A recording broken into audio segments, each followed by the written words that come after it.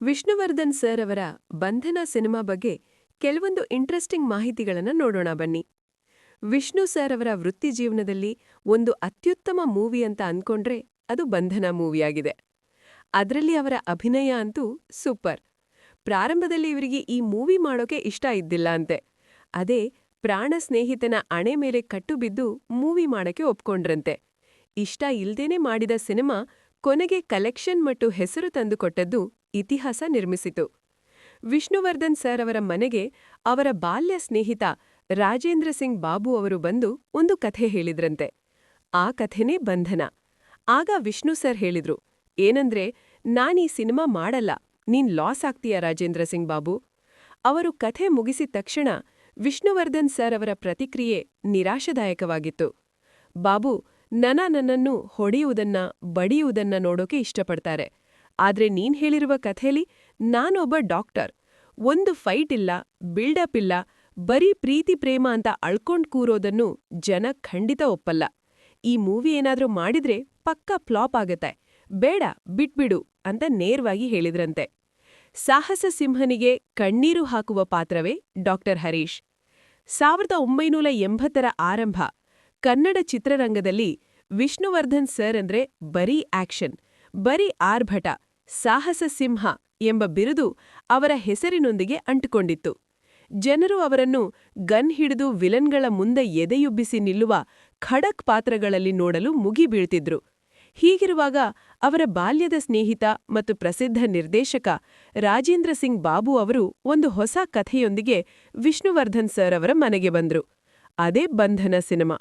ನೀನ್ ಮಾಡಿಲ್ಲ ಅಂದ್ರೆ ನಾನೀ ಪ್ರಾಜೆಕ್ಟನ್ನೇ ಕೈಬಿಡ್ತೀನಿ ಅಂತ ಹಠ ಹಿಡಿದಿದ್ರಂತೆ. ಬಾಲ್ಯದ ಗೆಳೆಯರೇ ಅದರಲ್ಲೂ ಸ್ನೇಹದ ಮೇಲೆ ಅಣೆ ಇಟ್ಟಾಗ ವಿಷ್ಣು ಸರ್ ಅವರಿಗೆ ಇಲ್ಲ ಎನ್ನಲು ಸಾಧ್ಯನೇ ಆಗ್ಲಿಲ್ಲ. ಮನಸ್ಸಿಲ್ದೇ ಇದ್ರೂ ಕೇವಲ ಸ್ನೇಹಕ್ಕಾಗಿ, ಸ್ನೇಹಿತನ ಮಾತು ಉಳಿಸುವುದಕ್ಕಾಗಿ ಒಪ್ಪಿಕೊಂಡಿದ್ದ ಸಿನಿಮಾನೇ ಬಂಧನ. ಇದಾದ ಮೇಲೆ ಇತಿಹಾಸ ನಿರ್ಮಿಸಲು ಈ ಸಿನಿಮಾ ಬಿಡುಗಡೆಯಾಯಿತು. ವಿಷ್ಣು ಸರ್ ಅವರು ಭಯಪಟ್ಟಿದ್ದಕ್ಕೆ ಅಪೋಸಿಟ್ ಆಗಿ ಫಲಿತಾಂಶ ಬಂತು. ಬೆಳ್ಳಿ ಪರದೆ ಮೇಲೆ ಡಾಕ್ಟರ್ ಹರೀಶ್ ಆಗಿ ವಿಷ್ಣು ಸರ್ ಅವರ ಅಭಿನಯ ಕಂಡು ಜನ ಕಣ್ಣೀರು ಹಾಕಿದ್ರಂತೆ. ಈಗ್ಲೂ ಕೂಡ ನಾವು ಮೂವಿ ನೋಡ್ಬೇಕಾದ್ರೂ ಬೇಜಾರಾಗುತ್ತೆ ಅಲ್ವಾ? ಆಕ್ಷನ್ ಹೀರೋ ಆಗಿದ್ದವರು ಎಮೋಷನಲ್ ಪಾತ್ರದಲ್ಲಿ ಪರಕಾಯ ಪ್ರವೇಶ ಮಾಡಿದನ್ನ ಕಂಡ ಜನರು ಖುಷಿಪಟ್ಟಿದ್ರಂತೆ. ವಿಶೇಷವಾಗಿ ಮಹಿಳಾ ಪ್ರೇಕ್ಷಕರು ಮುಗಿಬಿದ್ದು ಚಿತ್ರಮಂದಿರಗಳಿಗೆ ಬಂದು ಹರಸಿದ್ರಂತೆ. ಅದರಲ್ಲಿ ಡಾಕ್ಟರ್ ಹರೀಶ್ ಆಗಿ ಪಾತ್ರ ಮಾತ್ರ ಸೂಪರ್ ಅಲ್ವಾ ನಂದಿನಿಯವರೇ ಅಂತ ಡೈಲಾಗ್ ಕೇಳಕಂತೂ ಇನ್ನೂ ಇವಾಗ್ಲೂ ಖುಷಿಯಾಗುತ್ತೆ. ಆಗಿನ ಕಾಲಕ್ಕೆ ನೆಟ್ ಚಿತ್ರದ ಬಜೆಟ್ 20-25 ಲಕ್ಷ ಆಗಿತ್ತು. ಆದ್ರೆ ಕಲೆಕ್ಷನ್ ಮಾತ್ರ ಕೋಟಿಯಾಗಿತ್ತು. ಇದು ಬರೀ ಹಿಟ್ಟಲ್ಲ, ಇಂಡಸ್ಟ್ರಿ ಹಿಟ್ ಆಗಿ ಹೊರಹೊಮ್ಮಿತು. ಈ ಬೆಂಗಳೂರಿನ ಸುಜಾತ ಥಿಯೇಟರ್ 1ರಲ್ಲಿನೇ ಬರೋಬ್ಬರಿ 469 ದಿನಗಳು ಪ್ರದರ್ಶನ ಕಂಡು ಸರ್ವಕಾಲಿಕ ದಾಖಲೆಯನ್ನು ಬರಿತು. ವಿಷ್ಣುವರ್ಧನ್ ಸರ್ ಅವರ ಮಾತಿನಲ್ಲಿ ಕಾಳಜಿ ನಿಜಕ್ಕೂ ಇತ್ತು. ಅದನ್ನವರ ಇಮೇಜ್ಗೆ ಆ ಪಾತ್ರ ಫುಲ್ ತದ್ ವಿರುದ್ಧವಾಗಿತ್ತು. ಕ್ಲೈಮ್ಯಾಕ್ಸ್ನಲ್ಲಂತೂ ನಾಯಕರ ಸಾಯುವ ದೃಶ್ಯ ಅಂತೂ ಅಭಿಮಾನಿಗಳಿಗೆ ಆರಂಭಿಸಿಕೊಳ್ಳಲು ಸಾಧ್ಯವೇ ಇಲ್ಲ ಎಂಬುದು ಅವರ ಬಲವಾದ ನಂಬಿಕೆಯಾಗಿತ್ತು. ಸ್ನೇಹದ ಹಣೆ ಬಲವಾದು.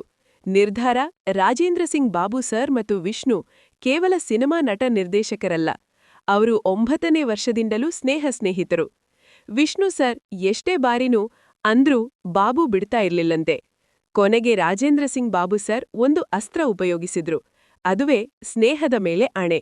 ನೀನು ನನಗೋಸ್ಕರ ಈ ಸಿನಿಮಾ ಮಾಡ್ಲೇಬೇಕು, ಇದು ಗೆಲ್ಲುತ್ತೆ ಅಂತ ನನಗೆ ನಂಬಿಕೆ ಇದೆ ಅಂತ ಹೇಳಿದ್ರು. ರಾಜ್ಯದ ಹಲವು ಕೇಂದ್ರಗಳಲ್ಲಿ ರಜತ ಮಹೋತ್ಸವ ಆಚರಿಸಿಕೊಂಟು. 1984 ಅತಿ ಹೆಚ್ಚು ಗಳಿಕೆ ಕಂಡ ಸಿನಿಮಾ ಇದಾಗಿತ್ತು. ವಿಷ್ಣುವರ್ಧನ್ ಸರ್ ಅವರ ವೃತ್ತಿ ಜೀವನವನ್ನೇ ಬದಲಾಯಿಸಿತು. ವಿಷ್ಣು ಸರ್ಗೆ ಅತ್ಯುತ್ತಮ ನಟ ರಾಷ್ಟ್ರ ಪ್ರಶಸ್ತಿಯನ್ನು ತಂದುಕೊಟ್ಟಿತು. ಸ್ನೇಹಿತನ ಮೇಲಿನ ನಂಬಿಕೆ ಸುಳ್ಳಾಗಲಿಲ್ಲ. ನೀವು ಈ ಬಂಧನ ಮೂವಿ ಎಷ್ಟು ಸಾರಿ ನೋಡಿದ್ರಿ ಅಂತ ಕಮೆಂಟ್ ಮಾಡಿ. ಅದರಲ್ಲಿ ಯಾವ ಪಾತ್ರ ನಿಮ್ಗೆ ಇಷ್ಟ ಆಯಿತು ಅಂತ ಕಮೆಂಟಲ್ಲಿ ತಿಳಿಸಿ. ಈ ವಿಡಿಯೋ ಇಷ್ಟ ಆಗಿದ್ರೆ ದಯವಿಟ್ಟು ಲೈಕ್ ಮಾಡಿ ಸಪೋರ್ಟ್ ಮಾಡೋದನ್ನ ಮರಿಬೇಡಿ. ನೀವು ವಿಷ್ಣು ಸರ್ ಅವರ ಅಭಿಮಾನಿಯಾಗಿದ್ರೆ ಸಪೋರ್ಟ್ ಮಾಡೇ ಮಾಡ್ತೀರಾ ಅಲ್ವಾ? ಜೈ ವಿಷ್ಣು ಸರ್, ಧನ್ಯವಾದಗಳು.